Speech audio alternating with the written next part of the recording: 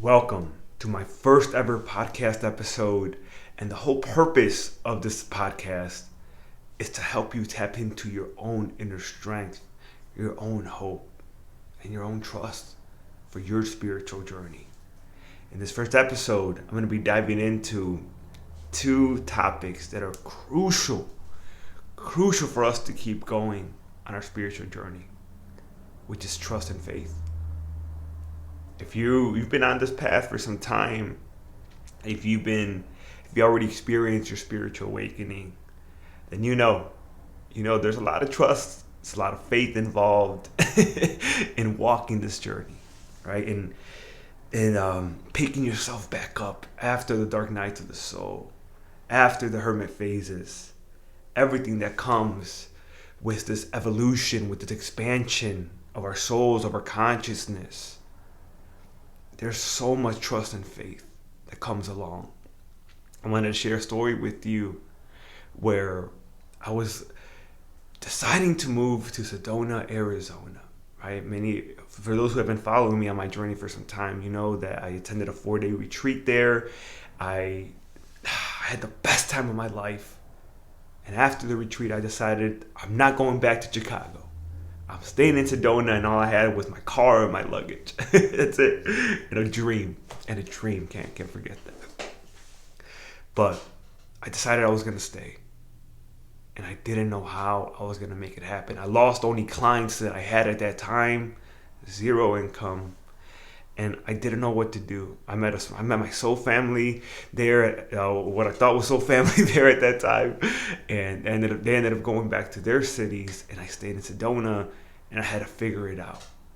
So what I did was, I stayed at this place called the Element, this hotel, for 3 days, and I needed time. I needed to buy time, so that's what I did. I stayed there. I was enjoying myself, but I was also trying to strategize, trying to see what's the next move. What am I going to do? Am I going to stay in Sedona? I wanted to, but it was pretty expensive, and still is pretty expensive to actually to live and stay in Sedona. What I decided to do was maybe I can stay at a hotel or a motel for a couple weeks. And I was looking around, but I had little to no luck because I wanted to stay in Sedona. And I'm leaving out a crucial aspect of this phase. My mom ended up helping me throughout this phase. She paid for me to stay at the Element. She was helping me out financially while I was trying to figure this out, this whole new journey, right? I was living with my parents for 26 years.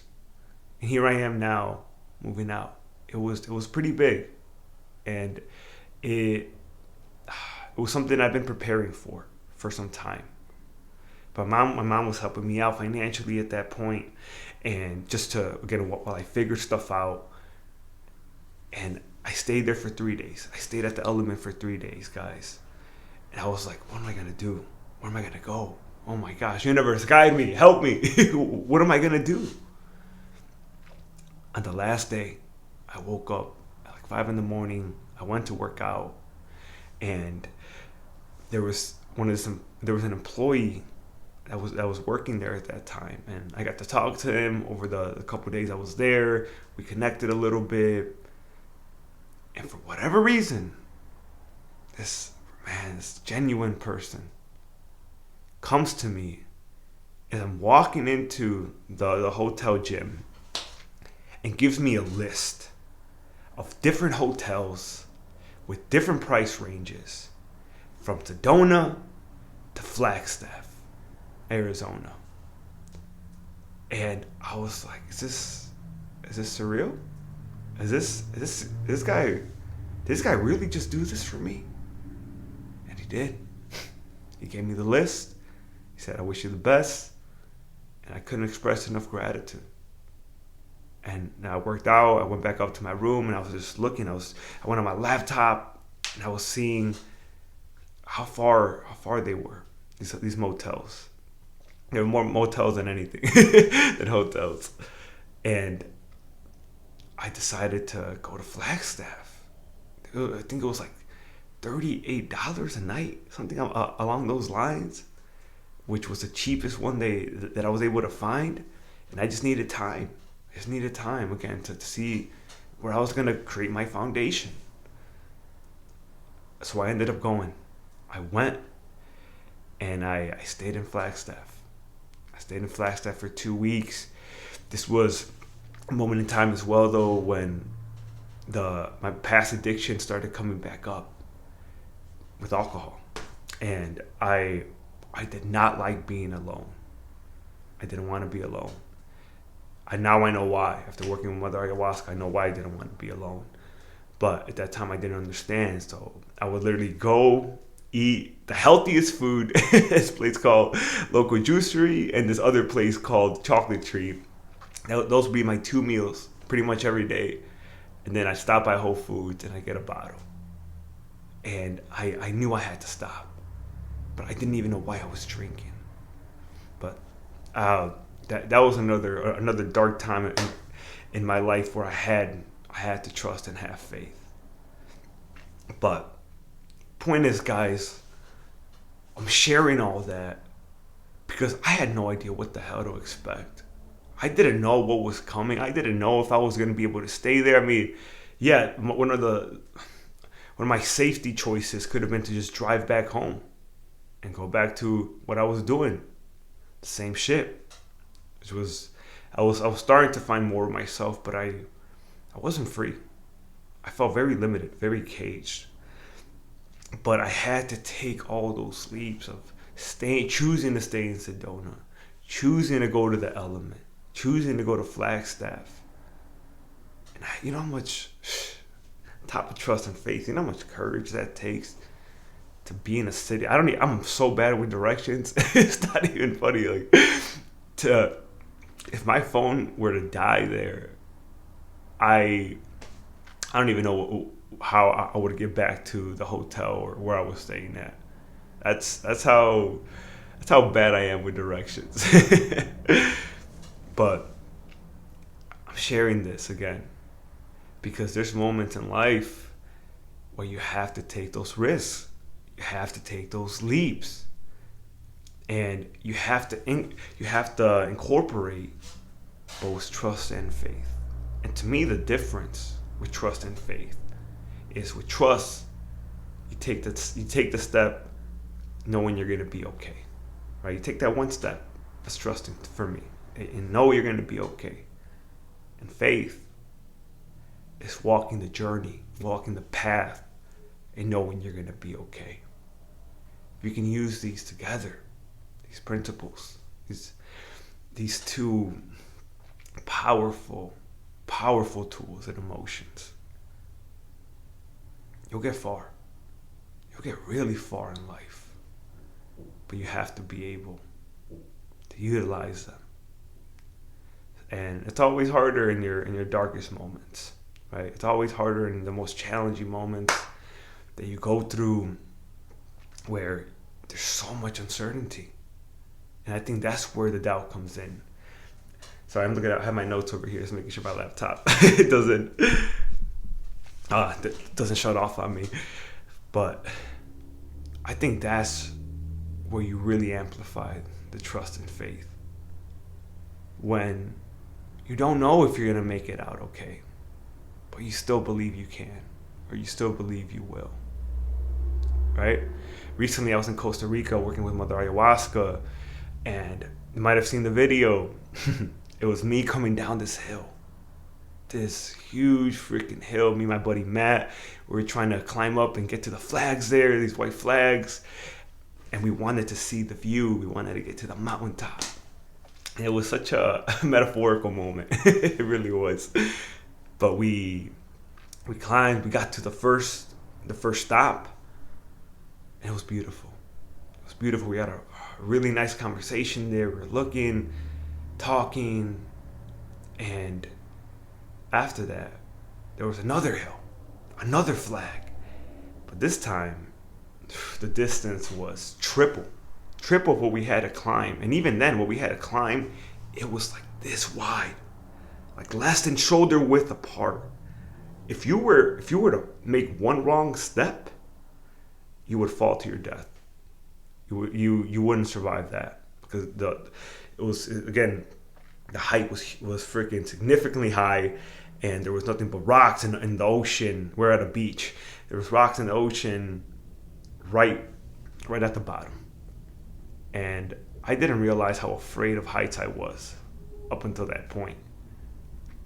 I tried so hard to get to that second flag. But I got halfway and I was scooting. I don't know if you can see this, but there's this injury that I got. It was way deep. It was cut pretty deep from placing my hands on the hill, on the rocks, and scooting myself to try to get across. And I got halfway and I couldn't do it. I felt fear throughout the whole time. It was literally causing my body to shake. My legs felt weak. I barely had energy. And I had to stop. I started scooting myself back. And that's where the trust and faith really comes in. I thought I was probably going to die. I knew I could have died. But for whatever reason, I didn't. And for whatever reason, as I was scooting back, and it was like in a zigzag. So there was a point where I couldn't scoot back straight anymore. And I had to turn around so I can see where I was going. But I was so afraid. I was so afraid to turn around.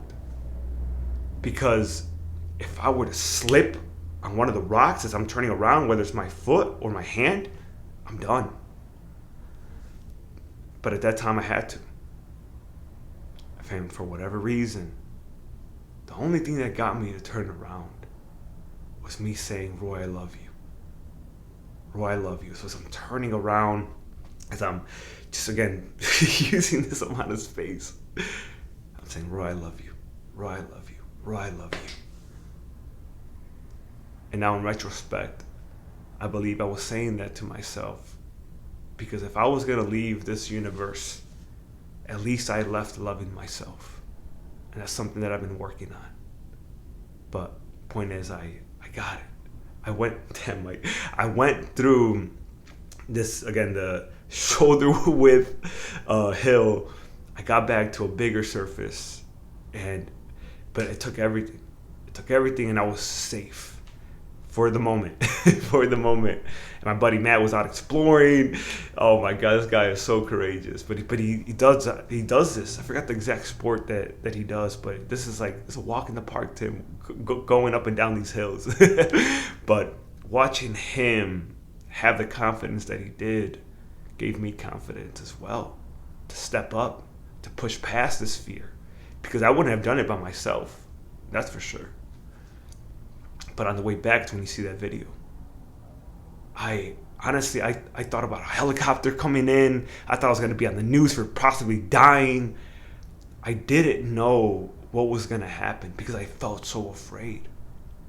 I felt so weak. My body was full of fear, full of anxiety, literally paralyzed by this fear. And I had to come back down. It took everything. All the trust, all the faith in the freaking world. And I'm sure you can relate to many hills that you had to climb and come back down from.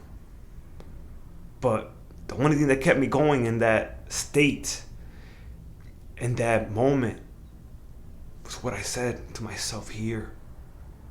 I love you, Roy. And this voice from number one motivational speaker in the world right now named Eric Thomas. I can, I will, I must. I can, I will, I must. And in the recording of that video that my buddy Matt recorded, I'm coming down the hill. You can see the fear in my eyes. I'm messed up. I was really messed up. And I pointed at the camera and I said, I will live to see that effing video. And I meant that. Because I wasn't about to give up on myself. And it's so easy when you get punched in the face or you have experience like that in life, just say, F it. I give up. I'm done. Let me just fall, right? Let me just fall off this cliff. It'll be easier than going through the pain and feeling the fear and continuing to go. But you have to make a different choice, because that's the end. Literally, metaphorically, that's the end.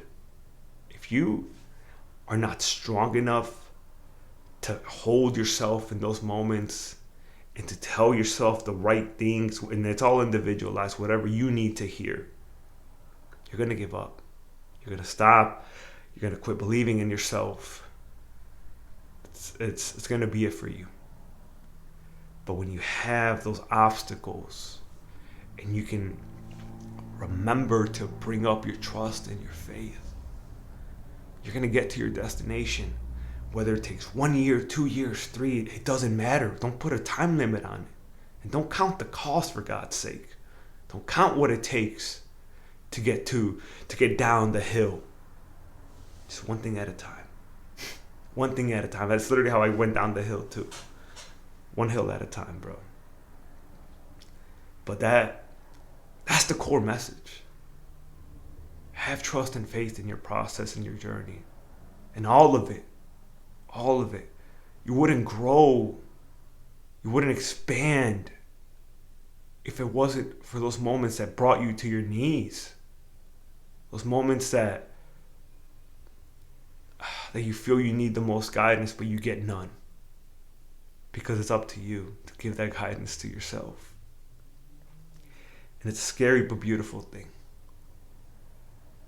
But once you go through those moments, you realize how strong you always were. And that you can always trust. There's always faith. It's not just happening to you. You're going somewhere. You're literally going somewhere. So if this is coming into your reality at the right time, I hope it reminds you that everything's gonna be okay.